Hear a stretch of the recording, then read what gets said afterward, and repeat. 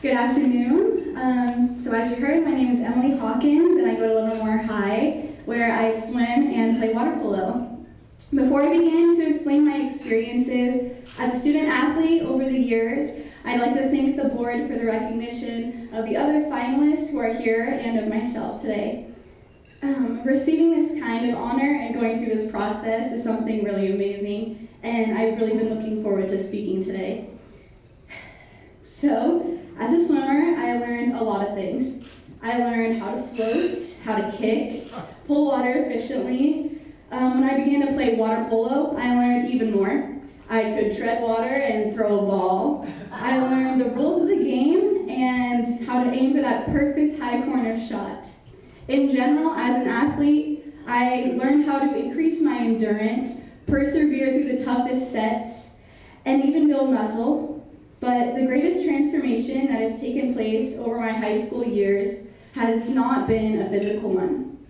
I could stand up here and tell you about how hard I worked to drop time in my 50 freestyle, or list the hours I spent missing shots, all in an attempt to score one perfect corner in a game. But really, the time I have spent and the work I put into becoming a better athlete doesn't fully represent the mental challenges that I faced or the people who inspired me to work hard in the first place.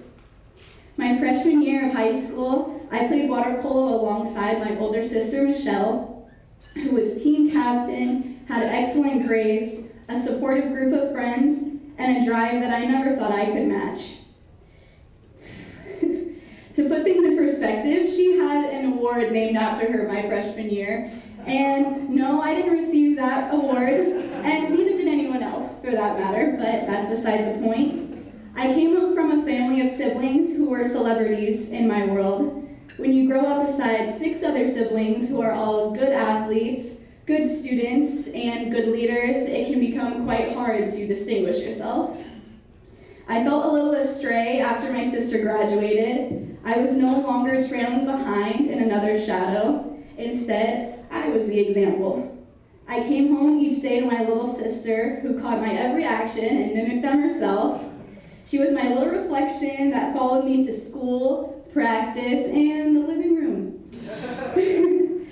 I realized early on that I didn't choose to be a role model for my little sister, Natalie. I just was. Now, that's a whole lot of responsibility to be a role model. We so often speak about who our own role models are that we forget all those who are looking up to us. This is why, when I started to lead my water polo team, I focused nearly all my attention to becoming a sufficient captain. I didn't want to disappoint my coaches, parents, or teammates.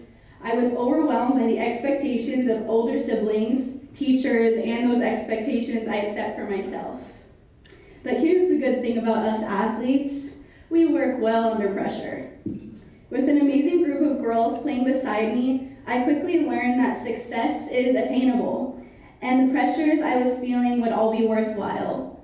I was driven to become a person who would make my mentors, teammates, and myself proud. Instead of working specifically toward the best statistics, I focused on becoming the best I could be as a leader, friend, and athlete. I started small, dancing on the pool deck with incoming freshmen, laughing with my sister Natalie after practice, thanking my coaches, trying my hardest to get a teammate to laugh when they clearly had a rough day, never being the one to give up, even when we were losing to San Ramon by 15 points. With a hustler like Caitlin Johnson competing beside me, there really was no time to slack off. I made sure to introduce myself to new players and greet them in hallways. My outlook on water polo changed as I refocused my energy. I was happy, of course, to score goals and make good steals, but cheering for newbies on the bleachers and yelling our secret huddle chant before games brought me to new points of pride and happiness. My team of girls became my joy, and the moments where we stood, arms hooked over each other's shoulders, are the moments I cherish the most.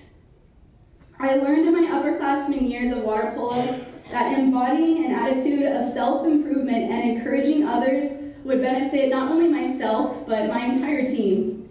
I was able to witness something incredible when I was able to see the team I had poured so much heart into excelling in areas that were unique to them. Our whole set scored backhands. My little sister, who denied she could ever score in a game, made some of the farthest shots I've ever seen. My players who said they couldn't get very much playing time were countering and scoring for themselves. I witnessed Caitlin score all her own rebounds and players who didn't get as much time doing everything by themselves. I'm not perfect, I'm far from it, but being on a team where we could encourage each other to become the best we could be made us nearly perfect. I learned that reaching personal goals was exciting and inspiring, but success feels far different when you are able to share it with those who helped you along the way. I consider my high school experience as a student athlete a success, not necessarily because we had a winning record or because I was given awards or even necessarily because I'm standing here today, but because without these experiences, I would not be the person that I am today. I'm especially grateful to those who have had such incredible coaches, who taught me all that I know, a team of girls who made my seasons unforgettable, and teammates like Caitlin who always pushed me to be better.